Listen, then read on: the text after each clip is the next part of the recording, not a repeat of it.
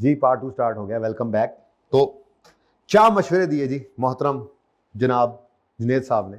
कहता है annual maintenance, सालाना मेंटेनेंस होती है कोई प्लांट की, annual maintenance of manufacturing plant which is due in March, जो कि मार्च में हमें करवानी है। अब मेंटेनेंस क्या है, कैपिटल एक्सपेंस है या रेवेन्यू एक्सपेंस है? मतलब repair expense debit, repair maintenance expense debit, cash credit करेंगे। यानी रिपेयर एक्सपेंस, एक्सपेंस बढ़ेगा, एक्सपेंस बढ़ेगा तो प्रॉफिट कम होगा ना, ठीक है। अब मार्च में एक एनुअल मेंटेनेंस होनी है जिस वजह से एक्सपेंस बढ़ जाएगा। पहले प्रॉफिट्स का कबाड़ा निकला हुआ है, ठीक है, अब ऊपर से और मजीद कबाड़ा निकलने जा रहा है। तो जुनेद भाई ने क्या मशवरा दिया अपने वालों कि annual maintenance of manufacturing plant which is due in March 19 should be deferred to May 19। कहते हैं अप्रैल में ईयर एंड हो ले। अब ये गलत बात है वैसे तो, अगर आपके एक्सपर्ट्स जो हैं, इंजीनियर्स वगैरह आपके जो भी हैं, जो रिलेटेड लोग हैं, हम तो नहीं है ना, चार्टर्ड अकाउंटेंट को तो नहीं पता मैन्युफैक्चरिंग प्लांट के क्या मसले मसाइल होते हैं। तो अगर कोई एक्सपर्ट्स आपके हैं वो ये कह रहे हैं कि इससे बड़ा नुकसान क्या हो सकता है, देखो ना, थोड़ा खर्चा क्या है, ऑयल चेंज करवा लो बाइक का। और अगर बाइक का ऑयल चेंज नहीं करवाया, खींची गए तो फिर इंजन सीज हो जाना है। जब इंजन सीज होना तो फिर बड़ा खर्चा पड़ जाना है, नहीं पड़ जाना? तो हो सकता है आपको प्रोफेशनल्स ये बताएं कि बड़ा खर्चा पड़ जाना है, तो फिर कंपनी का फायदा किस में है? मेंटेनेंस करवाने में। और सीएफओ साहब का फायदा किस में है? प्रॉफिट ज़्यादा नजर आने में है, चोखा होने के लिए, ठीक है। तो ये सही नहीं है। बहरहाल वो क्या कह रहा है, डिले कर लो मई 19 तक। प्रोडक्शन मैनेजर, तो पहला उसने क्या मशवरा दिया है, annual maintenance of manufacturing plant should be deferred. हालांकि प्रोडक्शन मैनेजर क्या कह रहा है, डेफरल में affect safety of plant. However Junaid ने कहा चुप करो यार, तुम्हें नहीं पता मैं कौन हूं, मैं सीईओ हूं, चुप करो। However, Junaid is of the view that maintenance was delayed 2 years ago and as well and nothing adverse happened at that time. 2 साल पहले भी ऐसा हुआ था, मैंने ये तो कोई बात ना हुई आपको जी सर, पिछले साल भी सर ऐसे ही ऑयल चेंज होने में लेट हो गई थी। भाई हो सकता है उस वक्त में आपका ऑयल चेंज जब होना था लेट हुआ तो सर्दियां हो सकता है उस वक्त आपके बाइक की हालत अच्छी हो सकता है अब हालत और बुरी होगी, ऊपर से गर्मी इतनी शदीद पड़ रही हो। तो कोई ऐसे वेरिएबल डिफरेंट भी हो सकता है वेयर एंड टियर की वजह से आप प्लांट पुराना हो गया हो, तो आपको क्या पता इस बात का? सीईओ साहब, मैनेजर कह रहा है कि डेफरल सेफ्टी के ऊपर खतरनाक है, जबकि जुनेद भाई का क्या व्यू है, 2 साल पहले भी डिले हुआ था, कुछ हुआ था? अभी कुछ नहीं होता, चुप करो, बैठ जाओ तुम। अब मीटिंग हो रही है ना, विजुअलाइज करें। जुनेद साहब बैठे हुए, वो क्या कह रहे हैं, प्रॉफिट्स बहुत कम आए हैं, यूं करें ये जो मेंटेनेंस ड्यू है ना मार्च में, इसको मई में ले जाएं। अब प्रोडक्शन मैनेजर खड़ा हुआ, सर अगर लेट करेंगे तो मुझे डर है कि प्लांट को नुकसान हो सकता है। तो यार 2 साल पहले भी हुआ था ऐसे डिले, कुछ हुआ था? बैठो, हटा दिया उसको, आगे बढ़ो। नेक्स्ट, अब आप भी हैं बीच में, आप भी हैं, इनकॉर्पोरेशन करवाना चाह रहे हैं आप नई रिवैल्यूएशन रिपोर्ट की, सीएल की बिल्डिंग की नई रिवैल्यूएशन रिपोर्ट, ठीक है। जुनेद भाई क्या कह रहे हैं, जुनेद भाई कह रहे हैं incorporation of new revaluation report of CL's building should be deferred, should be deferred to next year. कहते हैं रिवैल्यूएशन को अगले साल पे ले जाओ। Incorporation of new revaluation report should be deferred to next year. अब ऐसे थोड़ा ही होता है, स्टैंडर्ड की गाइडेंस क्या है? स्टैंडर्ड की गाइडेंस क्या है, अगर मटेरियल डिफरेंस आ गया बुक वैल्यू और फेयर वैल्यू में तो रिवैल्यू करो, अगर आपका मॉडल रिवैल्यूएशन है तो, ठीक है। अब वो कहता है सुनो, incorporation of new report should be deferred to next year as the result increase in valuation is substantial। क्यों कह रहा है डेफर करो? जुनेद क्यों कह रहा है डेफर करो? क्योंकि कह रहा है रिजल्टिंग इंक्रीज जो है ना वो बहुत सब्सटेंशियल है। मतलब अगर आप रीवैल्यू करते हैं तो फेयर वैल्यू बुक वैल्यू से बहुत ज्यादा, तभी तो इंक्रीज इन वैल्यूएशन क्या है, बहुत सब्सटेंशियल, ठीक है। और कहता है बहुत यार हैवी रीवैल्यूएशन है यार, बहुत वैल्यू बढ़ जाएगी and would result in increase in depreciation for the year। अब आप आमिर, आप हैं, आप सब आमिर हैं इस वक्त, ठीक है, क्योंकि आप नए गए हैं, ठीक है, आप एसी हैं, वो एफसीए है बैठा हुआ। अब आप ही हैं वो जिसने इनिशिएट की थी रीवैल्यूएशन ड्यूरिंग द ईयर। क्यों की थी? Since fair values of buildings had increased materially. तो आपको स्टैंडर्ड की बात मानते हुए आपने तो बिल्कुल स्टैंडर्ड को फॉलो करते हुए फेयर वैल्यूज बहुत मटेरियली जो है वो चेंज हो गई थी, तो आपने रीवैल्यूएशन करवाई थी। अब रीवैल्यूएशन की रिपोर्ट आ गई है, रिपोर्ट देख के जुनेद कह रहा है ये तो बहुत हाई इंक्रीज इन वैल्यू है, ये जितना बढ़ेगा आपको पता है उतना डेप्शन। ठीक है, इंक्रीमेंटल डेप्शन की एंट्री पड़ती है, पर वो तो चेंज इक्विटी में पड़ती है। पर यूजर तो सबसे पहले प्रॉफिट्स को देखेगा, तो प्रॉफिट्स तो नीचे चले ही जाने हैं ना, क्योंकि इंक्रीमेंटल डेप्रिसिएशन आ जानी है। अगर वैल्यू बढ़ जानी है तो डेप्शन भी बढ़ जानी है। क्या ख्याल है? तो क्या कह रहा है? नहीं, इसको इनकॉर्पोरेट नहीं करते। अब दो चीजें इसमें निशानदेही कर रही हैं, एक resulting increase in valuation is substantial, और आमिर ने ही इनिशिएट की थी revaluation since fair values of building had increase materially. अब आपका क्या कहना है? भाई स्टैंडर्ड ये कहता है। सर बॉस स्टैंडर्ड ये कहता है, और बॉस का क्या कहना है? Junaid is of the view that buildings were revalued last year and there is no need of such frequent यार अभी पिछले साल तो रिवैल्यू की थी बार बार क्या रिवैल्यू करना है, अगले साल कर लेना इसको इनकॉर्पोरेट। अब अभी तक तो क्या चल रहा था? इंटेग्रिटी, ऑब्जेक्टिविटी और प्रोफेशनल बिहेवियर, इनकी ब्रीच चल रही थी। यहां पे ना एक छोटा सा प्रिंसिपल और भी आप यहां पर डाल सकते हैं, वो क्या है? Professional competence and due care. Professional competence and, क्यों लग नहीं रहा कि इसकी ट्रेनिंग जरा CPDRs पूरे नहीं है, लगता है स्टैंडर्ड्स खोले इसको अरसा हो गया। ये वाली बात तो ये जबरदस्ती करें तो एक चौथा प्रिंसिपल आप ब्रीच करा सकते हैं कि शायद उसने अपने नॉलेज को अप टू डेट नहीं रखा हुआ, तभी वो ऐसी बात कर रहा है कि अभी पिछले साल तो रिवैल्यूएशन हुई है, अभी दोबारा ही रिवैल्यूएशन कर ली, सॉरी दोबारा ही रिवैल्यूएशन इनकॉर्पोरेट करें। कोई जरूरत नहीं यार इतनी बार बार रिवैल्यूएशन करने की। भाई ये गलत बात है, ये 16 क्या कहता है और तुम क्या कह रहे हो? कभी स्टैंडर्ड भी खोल दिया करो FCA, वैसे नहीं कहना आपने, लेकिन आपने लिख के तो बताना है। तो जबरदस्ती करके सोल्यूशन में ये नहीं है, लेकिन मेरी तरफ से मतलब ICAP ने नहीं लिखा था ये चौथा, लेकिन आप ये लिख सकते हैं, इसमें भी नंबर मिलेंगे आपको। खैर ये दो मामला है, ठीक है। पहला मामला क्या है, क्या कह रहा है जी बॉस? क्या कह रहा है? डेफर कर दो किसको? मेंटेनेंस को। अब ये बेईमानी पे मबनी बात है। क्यों डेफर करा रहा है? प्रॉफिट्स को हायर दिखाना चाहता है, ठीक है। अब हमने क्या बात की थी, ये देखो, इंटेग्रिटी और प्रोफेशनल बिहेवियर में क्या लिखेंगे? क्या कह रहा है?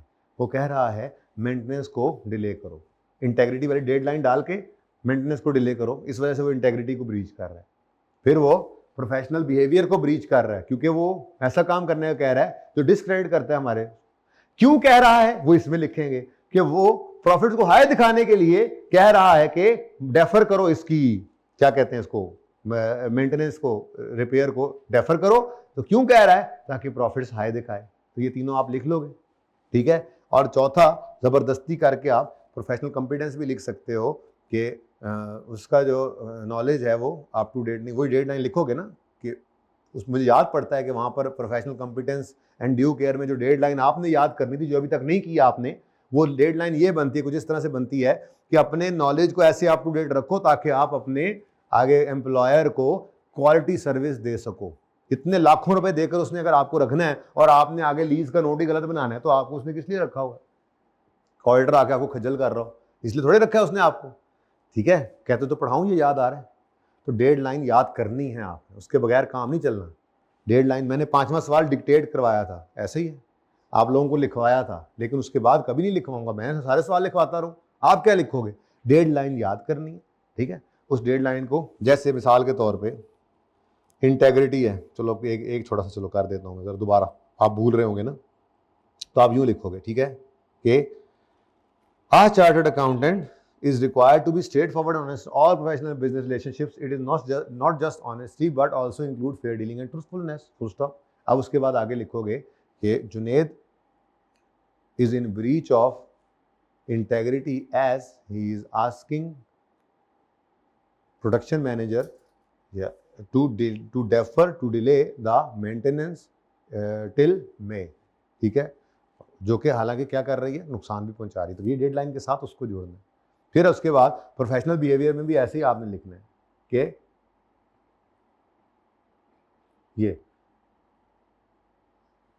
यहाँ पर लॉ नहीं वो ब्रीच करा, इसलिए ये वाली लाइन लिखने की जरूरत नहीं है, सिर्फ ये लिखोगे कि an accountant shall avoid any conduct that might discredit the profession as Junaid is asking to defer, अब ये दोनों में लिख सकते हैं, ठीक है, defer the maintenance of the plant, he is breaching this professional behaviour also, ठीक है, ये लिख लिया। अब तीसरा क्या है, तीसरा है ऑब्जेक्टिविटी। ऑब्जेक्टिविटी के लिए हमने ये लिखना है कि वो क्यों कह रहा है, तो हम यूँ लिखेंगे objectivity requires an accountant to not to compromise professional business judgment because of bias, conflict of interest or undue influence of others। full stop के बाद आगे लिखोगे in this scenario Junaid is asking production manager या Junaid is deferring maintenance of plant in order to achieve higher profits that are lower till this quarter end, ठीक है, तो वो इस तरह से ब्रीच कर रहा है, तो ये डेडलाइन के साथ ही आपने सिचुएशन को जोड़ना है। और यहाँ पर आप ये वाली लाइन भी डाल सकते हैं कि being a chartered accountant requires learning over one's entire working life, ठीक है, principle requires accountant to maintain and maintain professional knowledge and skill and act diligently, ठीक है, और वो आगे फिर आप अगली वो सिचुएशन डाल दें कि वो कह रहा है कि फ्रीक्वेंट जरूरत नहीं, हालांकि स्टैंडर्ड क्या कहता है कि फ्रीक्वेंटली, कितना फ्रीक्वेंट करो कि जब आपकी फेयर वैल्यू बुक वैल्यू से बहुत दूर हो जाए। ये सारी बातें आपने लिख ली हैं, तो डेडलाइन याद होगी तो लिख सकोगे, वरना नहीं लिख सकोगे। अच्छा खैर, तो खैर हम आए अपने सवाल में और हमने यहाँ पे आकर लिखा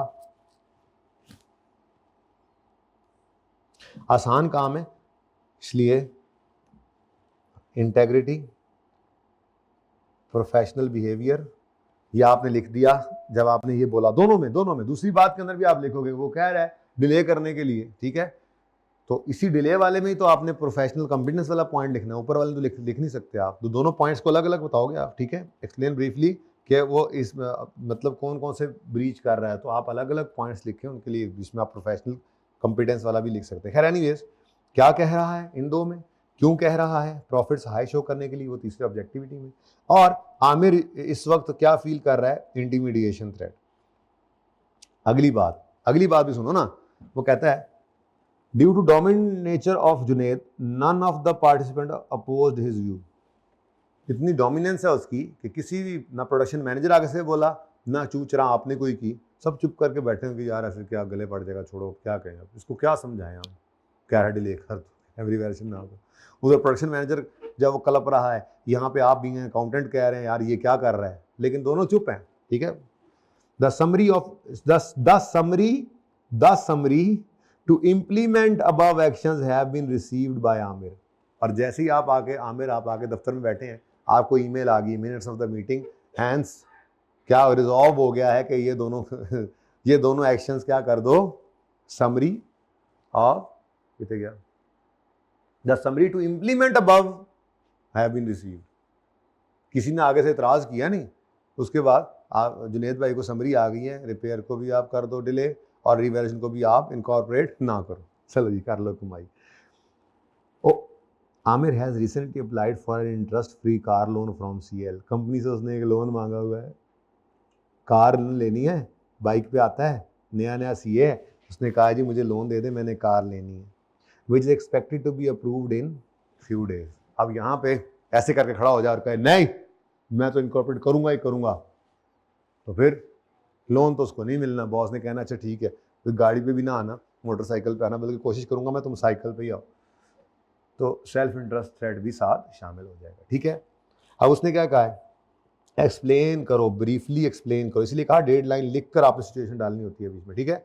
एक्सप्लेन करो ब्रीफली जुनेद किन फंडामेंटल प्रिंसिपल्स को ब्रीच कर रहा है, also state potential threats Aamir में फेस, दो हैं इंटिमिडिएशन और सेल्फ इंटरेस्ट, और हाउ ही शुड रिस्पॉन्ड में मैंने कहा था सेफ गार्ड्स आपने, ओके जी, वो क्या थे सेफ गार्ड्स के जी, सबसे पहले तो वो अपने ऑडिट कमेटी से बात कर ले, अपने सीनियर से डायरेक्टर से बात कर ले, उसके बाद कोई और पॉलिसीज़ प्रोसीजर्स देखे, उसके बाद फिर बाहर की तरफ जाने का सोचे, अपने इंस्टीट्यूट को बताए, और आखिर में जाके अगर कुछ भी ना बन पाए तो रिज़ाइन कर ले, ठीक है। तो मैंने किसी एक पास पेपर के सोल्यूशन के बारे में कहा था कि उसको याद कर लेना, यहाँ से कर लो। सबसे अच्छे जो सेफ गार्ड्स लिखे हुए हैं ना, जो काम दे जाते हैं बेहतरीन तरीके से, वो हैं 5 के ही है ना, बोला था शायद 5 का ही बोला था, should refuse to remain associated with information, should consider informing directors, policies procedure देखे, स्पेशल ब्लोइंग की, ठीक है, और रेलेवेंट प्रोफेशनल बॉडी की तरफ जाए, इंटरनली अगर सॉल्व नहीं हो रहा और लीगल एडवाइज़र से बात कर ले और फिर रिज़ाइन करने की तरफ जाए, ठीक है। तो कहीं एक जगह से आपने ये 5-6 पॉइंट्स जो हैं इनको याद कर लेना, जहाँ कहीं पे वो कहे क्या स्टेप लेने, तो ये एज इट इज़ लिख लेना, ठीक है। अच्छा जी, अच्छा उसके बाद कौन सा सवाल है जी इस टाइप का? नहीं है 2, ये दूसरे टाइप का, ये कल कराऊंगा इंशाल्लाह। 3 है, 3 के अंदर कहानी कुछ ऐसे है कि उमर शेख आप हैं, एसी है, नए चार्टर्ड अकाउंटेंट, और आबिद भाई एफसी हैं, ठीक है, जो सीएफओ हैं चार्मिंग लिमिटेड के, ठीक है।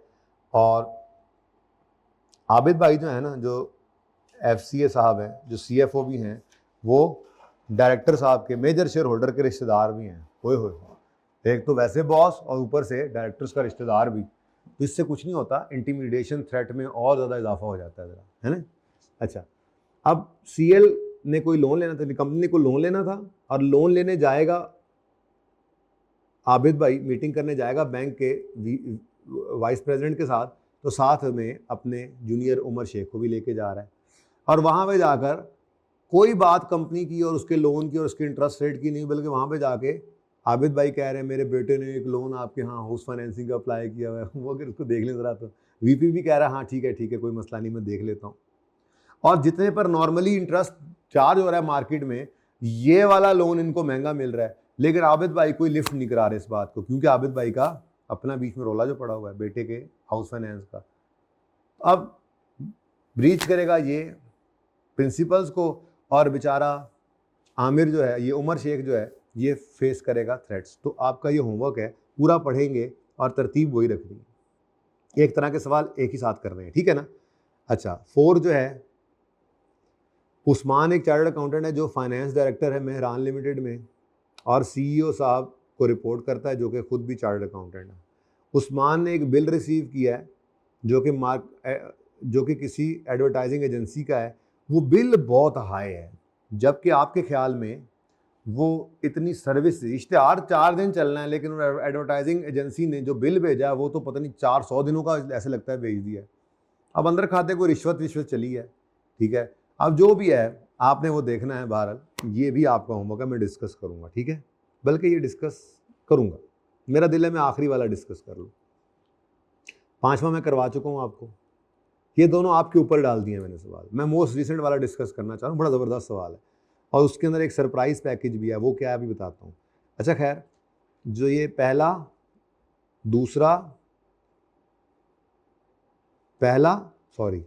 उसके बाद तीसरा, चौथा, 5वां, और देन कौन सा है जी, चलो ज़्यादा हो जाएंगे, 7 को फिलहाल रहने दो, ये मैं आपको पढ़ा रहा हूँ 8 नंबर का सवाल। इसमें से ना मैंने कुछ हिस्सा निकाल कर, वैसे FAR1 के टेस्ट भी बनाया था जिन बच्चों ने मेरे साथ FAR1 पढ़ी थी, लेकिन मैंने डिस्कस का कहा था, यहाँ पे तो फिर ब्रीच कर रहा होगा जो उसको देखेंगे। पढ़ो ज़रा। You have recently requirement है briefly explain how CFO may be in breach of fundamental principles. Also state potential threats that you may face in above circumstances and how should respond. अब आपको उसने U बनाया हुआ है, और U क्या है, You have recently joined Mercury Limited finance manager के तौर पे, अभी आप ताज़ा आपने क्वालिफाई किया है और आपने मर्करी लिमिटेड को ज्वाइन किया एज अ फाइनेंस मैनेजर, ठीक है जी। और CFO साहब ने आपको कोई हुक्म सादिर कर दिया है, asked by CFO to prepare a PowerPoint presentation on ML's financial statements for the half year 31 December 22 for directors meeting, board of director की मीटिंग है। तो आपको आते साथ ही फरमाइश आ गई है CFO साहब की तरफ से, यार ज़रा ये पावर पॉइंट के ऊपर स्लाइड्स बना के लाओ, फाइनेंशियल स्टेटमेंट्स के बारे में कुछ प्रेजेंटेशन हमने देनी है बोर्ड ऑफ डायरेक्टर्स को कि क्या सूरत हाल रही है, तो ज़रा प्रेजेंटेशन तैयार करो, आए जो तुम बड़े, तुम नवे तुम्हें किस लिए रखा है, बना के लाओ ज़रा, चेक भी CFO ने कहा ज़रा चेक भी करते हैं। These financial statements have been finalised by CFO who is अच्छा, तो CFO साहब खुद भी चार्टर्ड अकाउंटेंट है, और उन्होंने इस फाइनेंशियल स्टेटमेंट को क्या किया है जी, इनको क्या किया है, फाइनलाइज किया, अब जाहिर सी बात है सीएफओ साहब का काम हुआ हो, सीएफओ साहब ने वो गलती थोड़ी करनी होगी उनके मुताबिक। लेकिन जब आपने पावर पॉइंट स्लाइड बनाना शुरू की तो आपको कुछ चीज़ें, while preparing the presentation you have noted कि एक 5 स्टोरी बिल्डिंग है जो कि जुलाई 22 में परचेज की थी, यही हमारा साल जो चल रहा है, और by ML was entirely classified as investment property. लो जी, IAS 40 से निकल के आए थे, IAS 40 फिर आ गया। लेकिन इतना आसान होता है कि आपको पता होता है। वो क्या कह रहा है, 22 के अंदर, जुलाई 22 में हमने एक प्रॉपर्टी खरीदी थी और उस प्रॉपर्टी को सारी की सारी को इन्वेस्टमेंट प्रॉपर्टी के तौर पे क्लासिफाई किया हुआ है। अच्छा, कोई मसला है? कहते हैं ML uses the ground and first floor for its admin purposes while remaining 3 floors were rented out to different tenants and will be sold in future। 5 story building है और 2 स्टोरियां अपने इस्तेमाल में, 3 स्टोरियां किराए पे हैं जिनको बाद में बेच भी देना है। अब तो सेपरेटली बिक भी सकते हैं, नजर आ रहा है? ठीक है। अब इनको असूल क्या है IAS 40 का, इनको अकाउंट फॉर करना चाहिए सेपरेटली, इनको अकाउंट फॉर करना चाहिए सेपरेटली। फर्दर 31 दिसंबर 22 पे fair value increase of 150 million for the entire building has been taken to statement of profit or loss which has ensured that required interest cover as per bank loan covenant has been met। क्या कह रहा है? कह रहा है एक तो building ली है, 5 स्टोरी बिल्डिंग, पता नहीं कितने की ली है, सारी की सारी को इन्वेस्टमेंट प्रॉपर्टी बना दिया है और सारी की सारी का प्रॉफिट एंड लॉस अकाउंट के अंदर फेयर वैल्यू गेन ले गए। अब आपको पता है इन्वेस्टमेंट प्रॉपर्टी का तो फेयर वैल्यू गेन लेके जा सकते हैं पीएनएल में, पीपीई का रीवैल्यूएशन गेन होता है जो, वो तो ओसीआई में जाता है, पीपी में, पीएनएल में तो नहीं जा सकता। अब वो कह रहा है एक तो उन्होंने गलती ये कर दी, अब सीएफओ साहब ने फाइनेंस स्टेटमेंट बनाई हुई है, ये रिव्यू कर रहा है प्रेजेंटेशन बनाते हुए, तो 3 स्टोरियां इन्वेस्टमेंट प्रॉपर्टी में जानी थी, 2 पीपी में जानी थी, सारी की सारी एक तो इन्वेस्टमेंट प्रॉपर्टी में, ये गलती है। दूसरा मसला क्या है, जब सारी प्रॉपर्टी पीपीई में, इन्वेस्टमेंट प्रॉपर्टी में है तो ज्यादा गेन आया होगा उस सारी के ऊपर, और सारे का सारा गेन जो है वो कहाँ ले गए? पीएनएल। जिससे फायदा क्या हुआ है? कहता है असल में बैंक जब लोन्स देते हैं तो बैंक ने कुछ ना शर्तें भी लगाई होती हैं कि अगर आपका मिसाल के तौर पे प्रॉफिट जो है वो इतने से कम हो गया तो कुछ आपको नया लोन नहीं देंगे, अगला लोन वापस ले लेंगे, डर की वजह से ना कि कहीं ये गड़बड़ी ना कर दें।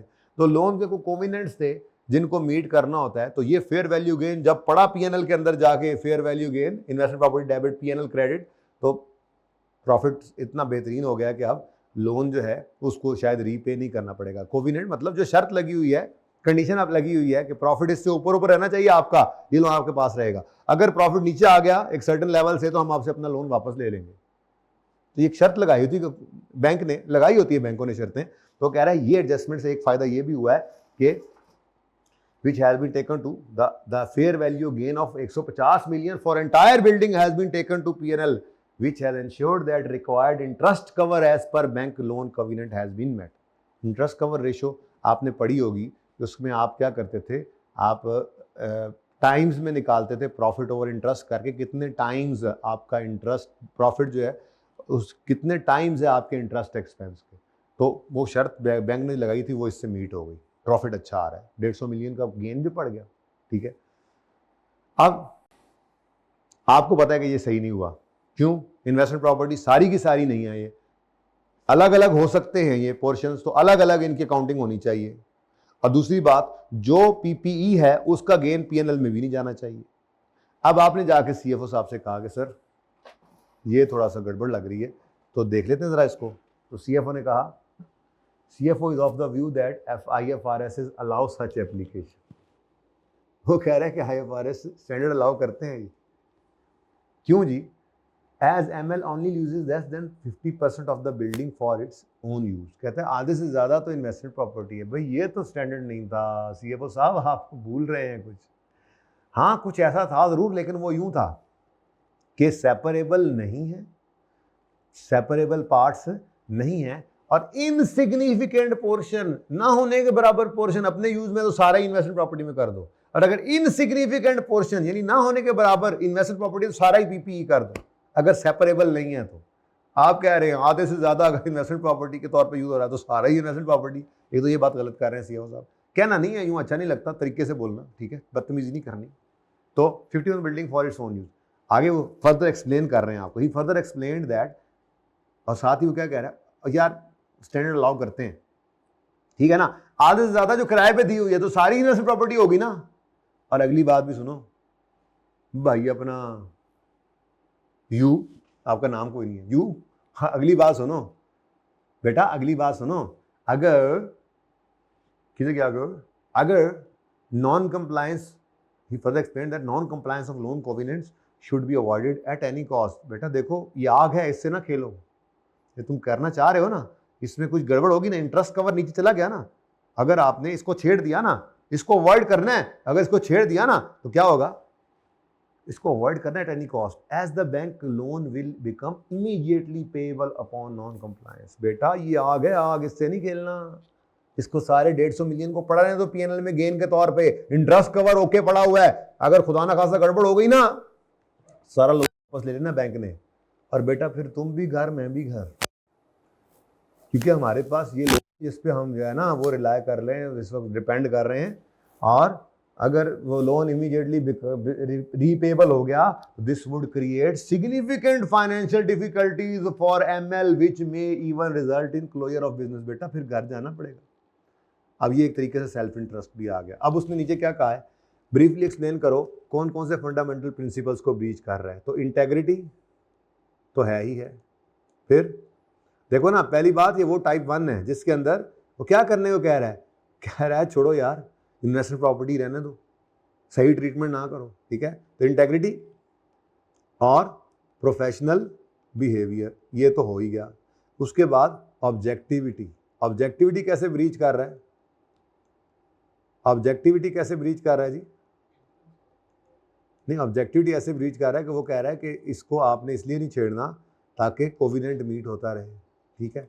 और साथ में एक और चीज़ भी ऐड कर सकते हो, जैसे यहाँ पे देखो चवल मारी है जिसने, CFO is of the view that as ML only that IFRS allow such application as ML only uses less than, ये कोई बात है।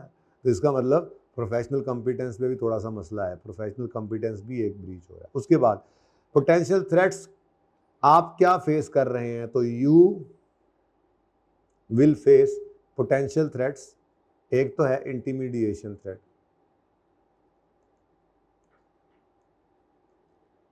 और दूसरा जाहिर सी बात है आपको नौकरी आते साथ ही छोड़नी पड़ जाए, तो जो आपने दो उधार ले लेके दोस्तों को दावतें खिला दी कि मेरी नौकरी लग गई है, तो आपसे वही पूरा नहीं होना, सेल्फ इंटरेस्ट थ्रेट आ गया है।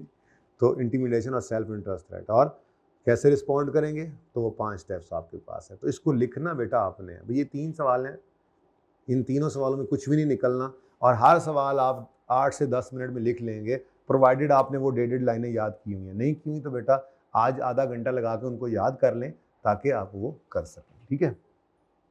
चलें आ जाएं अब टर्म टेस्ट की तरफ थोड़ा सा मूव करते हैं।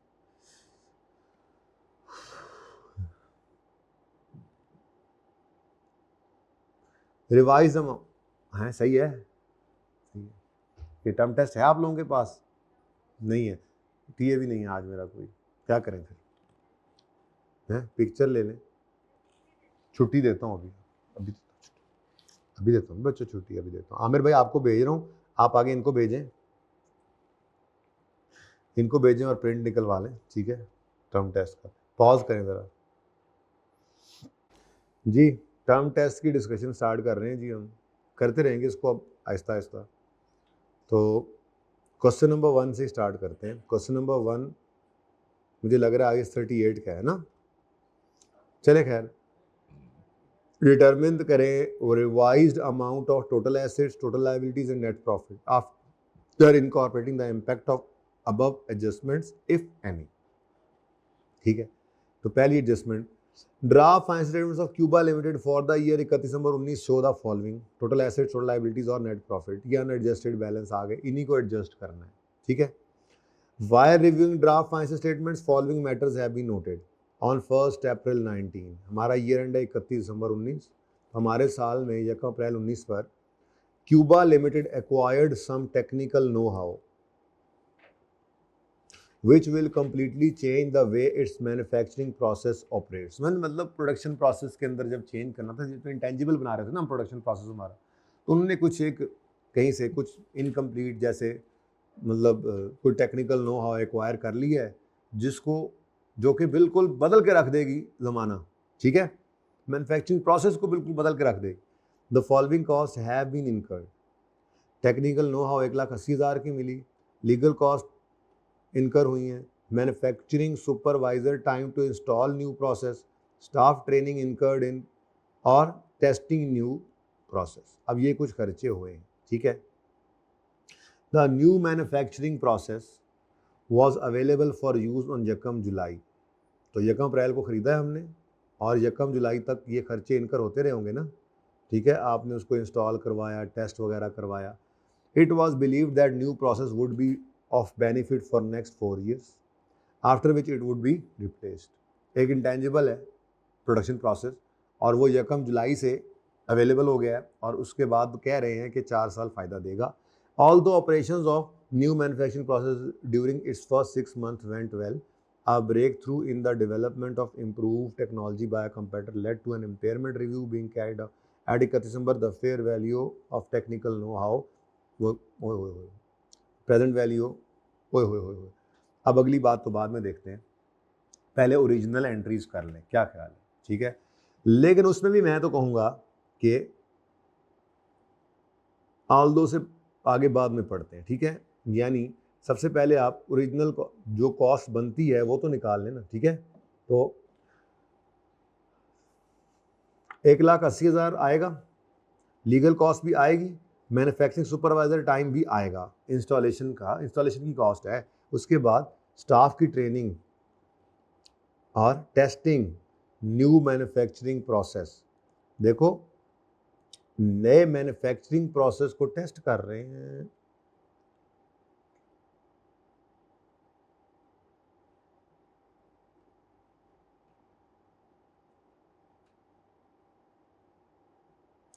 Legal cost incurred as part of acquisition 4,000 है, ये तो आएगा। मैन्युफैक्चरिंग सुपरवाइजर टाइम टू, इसमें कुछ शक पड़ रहा है मुझे, इसमें शक पड़ रहा है।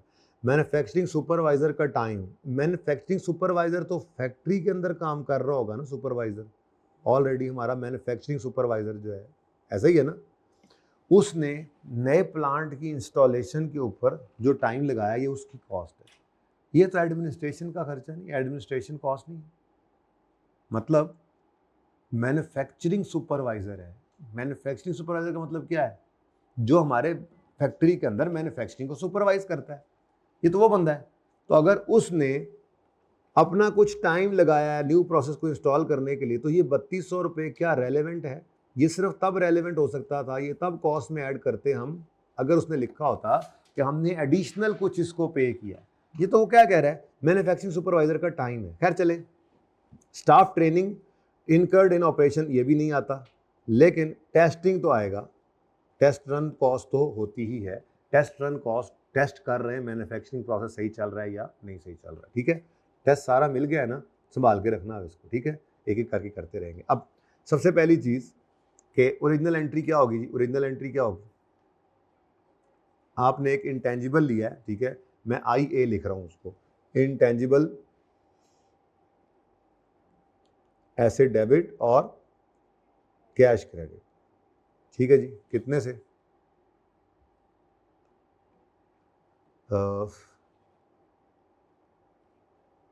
यहीं पे ब्रैकेट में कर दूं अगर आपकी ज़्यादा हो तो, 180 जमा 4 जमा 4.8 आ गया जी। टोटल क्या बना जी, 188.8 से आपका एसेट डेबिट हो गया। और अच्छा, उसके बाद अब ये तो आपका कैपिटलाइज हो गया एसेट, ठीक है, यहाँ तक कोई मसला। अगली बात,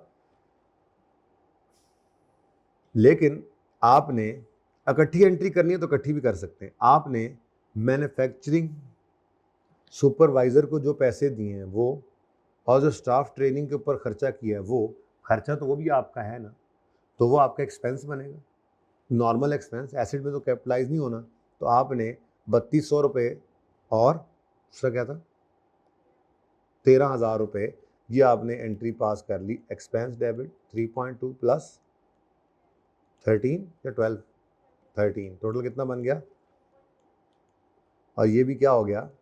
तो ऐसी एंट्रीज के अंदर हम ये कहा करते हैं कि आप इकट्ठे ही कर लिया करें, क्या ख्याल है। मैं इन एंट्रीज को कंबाइन कर रहा हूँ, अब कर दूँ अगर आपकी इजाज़त है तो। बोलो। वैसे उसने क्या कहा था, रिवाइज फिगर्स निकालो, तो एंट्रीज की जरूरत नहीं, तो आपको समझाने के लिए कर रहा हूँ। एंट्री 16.2 आ गया, तो टोटल कितना कैश पे किया इन्होंने, बैलेंसिंग निकाल लो जी। ये हो गया 189, 199, 20 कितना, ठीक है। तो ये अलग से एंट्री करने की ज़रूरत फिर नहीं पड़ेगी, ठीक है। इंटेंजिबल तो 188 का ही है।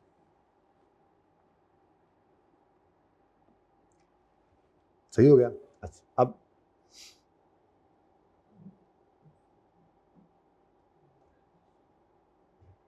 अगला मसला अब क्या हुआ, अब ये चल पड़ा, ठीक है, ये चल पड़ा। तो हमने यकम जुलाई को वो कह रहा है अवेलेबल फॉर यूज़ था, और हमने कहा 4 साल इसकी लाइफ थी, तो हमने इसकी अमोर्टाइजेशन करनी थी। इंटेंजिबल की अमोर्टाइजेशन होती है इंटेंजिबल की, ठीक है। तो अमोर्टाइजेशन एक्सपेंस डेबिट, क्योंकि प्रॉफिट वगैरह भी सेट करना है ना, अमोर्टाइजेशन एक्सपेंस डेबिट। और अगर मशवरा मान ले मेरा, तो इंटेंजिबल एसेट कोई क्रेडिट कर दूँ, अक्यूमुलेटेड अमोर्टाइजेशन क्रेडिट होती है, लेकिन करेक्शन के अंदर ज़रा ईजी हो जाता है नहीं। अक्यूमुलेटेड अमोर्टाइजेशन क्रेडिट, लेकिन ब्रैकेट में मैं फिर भी लिखूंगा इंटेंजिबल एसेट, मतलब अक्यूमुलेटेड अमोर्टाइजेशन का बढ़ना दरअसल एसेट की कमी है। अब ये कितना होगा, तो 188.8 डिवाइडेड बाय 4 जी, है बिल्कुल सही है। यकम अप्रैल नहीं, यकम जुलाई। यकम अप्रैल को आपने ख़रीदा था, उसके बाद फिर उसके ऊपर इंस्टॉलेशन वगैरह होती रही, सब कुछ होता रहा, और वो रेडी यानी अवेलेबल फॉर यूज़ किस दिन हुआ है, यकम जुलाई 19, तो 6/12 जी। आंसर बताएं। 23.6। लेकिन अनफॉर्टूनेटली क्या हुआ, कहता है जी बेहतरीन काम चला, operation of new manufacturing during first 6 month went well, लेकिन साल के एंड पे एक कंपेटिटर ने इससे भी अच्छा को प्रोसेस डेवलप कर लिया, जिस वजह से हमारे पांव लड़खड़ा गए। और 31 दिसंबर 19 पे fair value less cost to sell जो है वो 1 लाख है, और इसकी प्रेजेंट वैल्यू यानी वैल्यू इन यूज जो है वो 1,05,000 है। अब इम्पेयरमेंट टेस्ट लगाना है। इम्पेयरमेंट टेस्ट में 2 चीज़ें होती हैं, एक होती है बुक वैल्यू। बुक वैल्यू तो हम निकालेंगे 188 की कॉस्ट थी माइनस 23.6 जी, कितनी आती है 165.2। उसके बाद आपकी क्या होती है जी, रिकवरेबल अमाउंट, जो कि होती है higher of fair value less cost to sell और वैल्यू इन यूज। अब fair value less cost to sell कितनी है, लेस कॉस्ट लिखा हुआ है 1 लाख, इतना सिंपल सवाल था, वर्सेस वैल्यू इन यूज कितनी है जी 100, तो इनमें से हायर क्या है, तो यहाँ पे 105 लिख लो, ठीक है, सही है।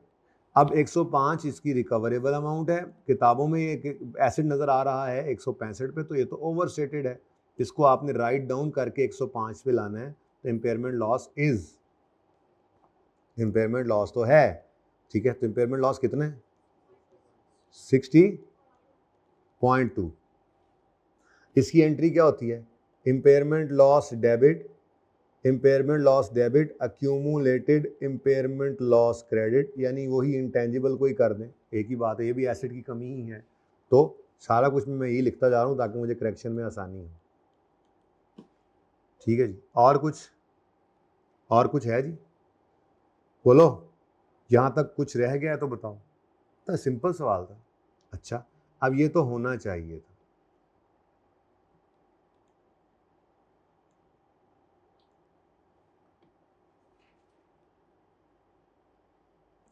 What has been done by accountant? जरा अब अगली लाइन पढ़ लें, उसने क्या चौवल मारी है, चौवल। तो ये मैं एंट्रीज ज़रूर कर रहा हूँ, लेकिन को ज़रूरी नहीं था एंट्रीज को करना। बहरहाल ओरिजिनल एंट्रीज कर लें, रॉन्ग कर लें, रेक्टिफाइंग एंट्री करनी नहीं करनी वो आपकी मर्जी होगी, ठीक है, वो आपकी मर्जी, आप चाहें तो कर लें, नहीं तो ना सही। तो what has been done by accountant,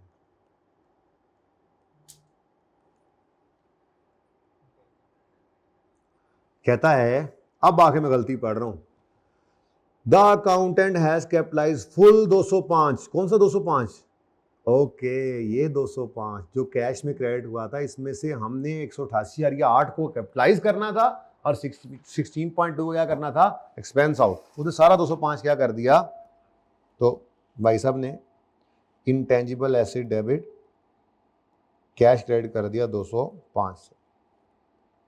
ठीक है जी। उसके बाद and he has not recorded any amortisation. ये बड़ा आसान काम हो गया फिर तो, वरना अगर चुप होता तो हमने अज्यूम करना था कि उसने सब कुछ किया है फिर नॉर्मल उसी हिसाब से, लेकिन वो कह रहा है बस यही हुआ है जी। अब देखो भाई, आपके सवाल की रिक्वायरमेंट क्या है, आपके सवाल की रिक्वायरमेंट क्या है, बोलो। रिवाइज्ड फिगर्स चाहिए, तो आपकी अनएडजस्टेड फिगर्स आ गई।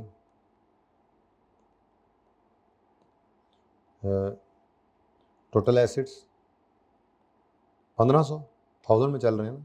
टोटल लाइबिलिटीज 900 और नेट प्रॉफिट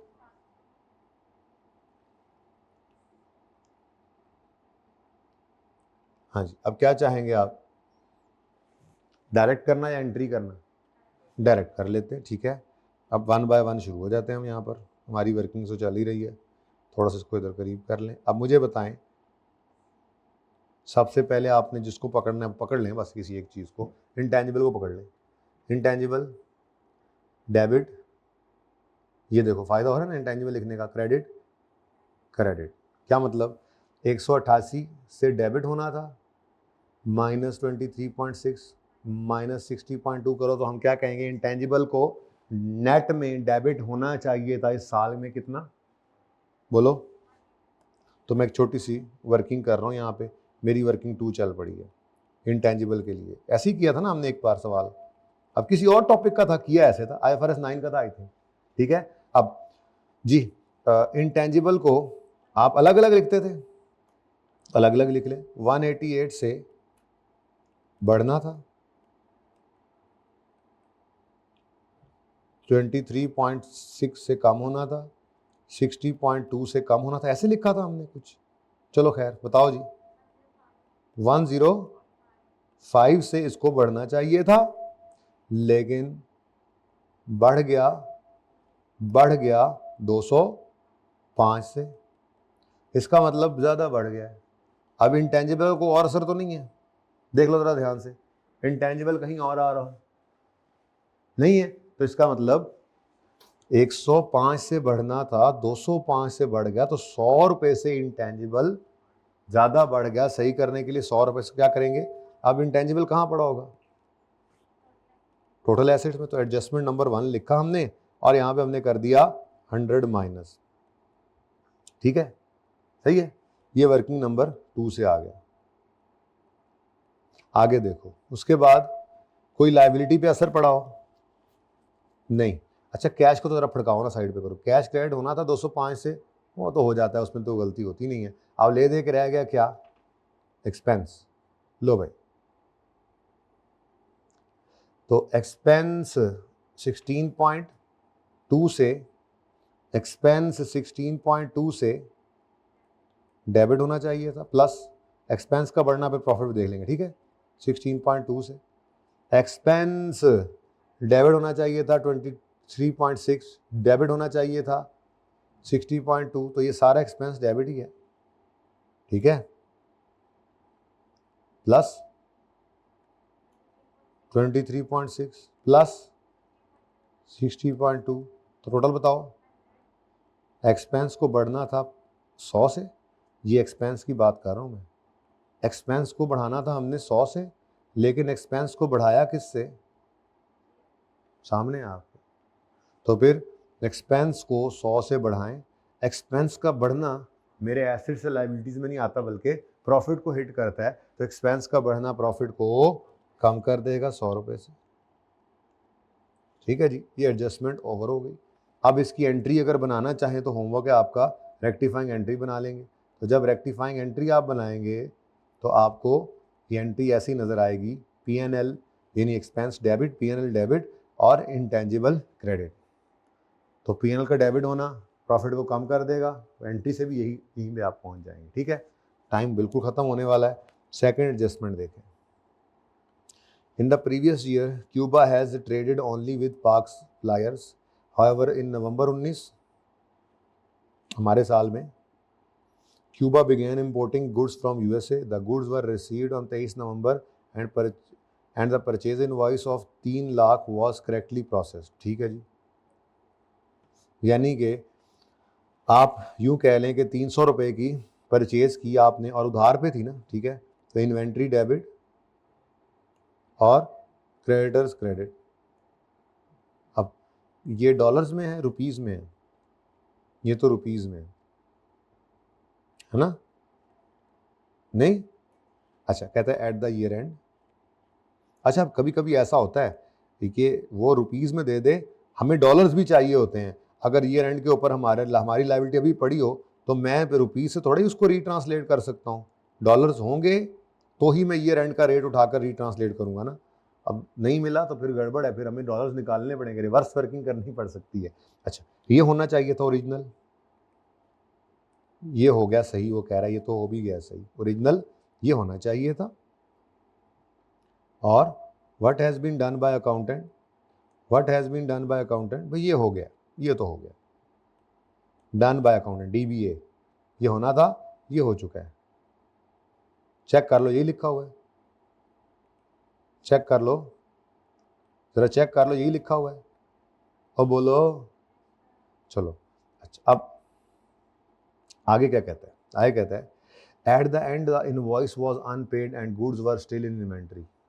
दोनों चीज़ें अपनी अपनी जगह पे, इन्वेंट्री में गुड्स भी पड़ी हैं और पैसे भी अभी पे हमने नहीं की। तो इन्वेंट्री पड़ी रहे, उसका तो हमने कुछ नहीं करना। हाँ, जो क्रेडिटर्स पड़े हैं उनको रीट्रांसलेट करना है। Cuba valued this inventory using, ये गलत किया, खैर, and included in closing inventory and no adjustment was made for, उलटी का नॉन मॉनिटरी को रीट्रांसलेट करके और मॉनिटरी को छोड़ दिया उसने। ठीक है, हम तो यूं कहेंगे कि ईयर एंड पे हमें वर्सेस वाली कैलकुलेशन से गुजारना था क्रेडिटर को। अब क्रेडिटर थे कितने, जब 23 नवंबर को इसने परचेज की थी ना, तो 300 रुपये की परचेज है और उस दिन ये रेट है, तो मतलब मैं अगर यहाँ से डॉलर्स निकालना चाहूँ तो ₹3 रिवर्स वर्किंग करनी थी, ₹300,000 डिवाइडेड बाय 165 करें तो आंसर कितने डॉलर्स आता है, 18 डॉलर्स हैं। तो ये बेटा 18 डॉलर्स 18 जो हैं इनका ईयर एंड का 31 दिसंबर का रेट हो गया 172, कितना आता है आंसर रुपीज़ जी, 313 कर दूं, राउंड कर दिया ना, ठीक है। इसको वर्सेस 300 करना है, तो लायबिलिटी 300 से उठ के 313 पे गई, तो लायबिलिटी तो बढ़ गई 13 रुपये से, और ये क्या है, एक्सचेंज लॉस। अब करना तो ये था, ठीक है, लेकिन भाईजान ने क्या किया, ये वाला काम नहीं किया, उल्टा उठाकर रीट्रांसलेशन किसकी कर गए, इन्वेंट्री की। यानी उन्होंने गलती से इन्वेंट्री डेबिट करके एक्सचेंज लॉस, नहीं, पढ़ लो, at the year end invoice was, हाँ तो सही कह रहा है, इन्वेंट्री को बढ़ा गया ना वो, इन्वेंट्री को है तो माशाल्लाह मेरी इन्वेंट्री, तो इन्वेंट्री को डेबिट करके और इसका फायदा बुक कर गया अपनी तरफ से एक्सचेंज गेन। हद होगी यार, ये तुमने क्या कर दिया भाई। अब वो जो भी आता है वो आपने देख लेना है, ठीक है। तो इससे रेक्टिफाइंग एंट्री पास करनी, इसको मैं दोबारा कल आके पूरा करूंगा। ऐसे ही हम इसको रोजाना थोड़ा थोड़ा करके करते जाएंगे। अच्छा सवाल था, ठीक है। 2 एडजस्टमेंट्स हैं, ये अब दूसरी एडजस्टमेंट जो है वो रह गई है, जिसको आपने इंशाल्लाह यहाँ पे पास कर लेना है। ओके, अच्छा इसलिए है ये कि आप बड़े अरसे से बहुत सारी चीज़ें पढ़ के गुजर गए थे, अब पुरानी चीज़ें इंशाल्लाह रिवाइज हो जाएंगी टर्म टेस्ट की डिस्कशन के अंदर। ऐसा लगेगा कि वो सारा भी आता है और नया भी शुरू हो जाएगा। वॉल्यूम 2 शुरू हो रहा है ना, अब वॉल्यूम 2 आ गया है भाई, होपफुली आज आ जाएगा, तो वॉल्यूम 2 फिर ले लीजिएगा, ठीक है जी। अल्लाह हाफिज़।